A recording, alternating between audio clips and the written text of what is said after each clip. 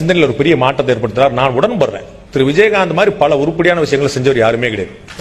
நம்முடைய இன்னொரு துரதிர்ஷ்டம் அவருடைய உடல்நிலை சரியில்லாம போச்சு.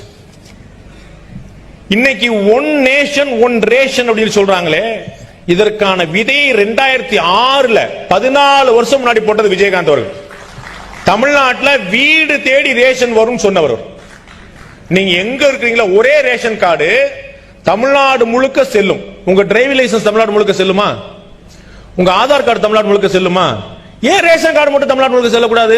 இவ்வளவுதான் சிம்பிளா யோசிச்சார், மாத்திட்டார். 2006 அவர் சொன்னதை 2021 ட்ரை பண்ணிட்டு இருக்கிறாரு நரேந்திர மோடி.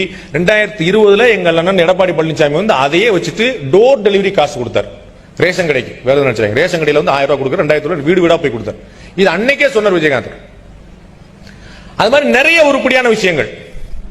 நம்முடைய துரதிர்ஷ்டம் அது சாத்தியமெல்லாம் போயிடுச்சு. அவர் தான் ஒரு பார்வையில மாற்றத்தை கொண்டு வராரு. யாரு எவ்வளவு காசு கொடுத்தாலும் வாங்கிக்கோங்க. ரஜினி கமலுடைய அரசியல் வருகை பற்றி என்ன நினைக்கிறீர்கள் என்று திரு விஜயகாந்த் அவரிடம் கேட்கிறார்கள். திரு விஜயகாந்த் சொல்கிறார், அவர்களுக்கு முன்னாலேயே நான் அரசியலுக்கு வந்திருக்கிறேனே, என்னை பற்றி அவரிடம் சென்று கேளுங்கள் சொன்னார். விஜயகாந்த் ஒரு கள போராளி என்பதை திரு ஆர்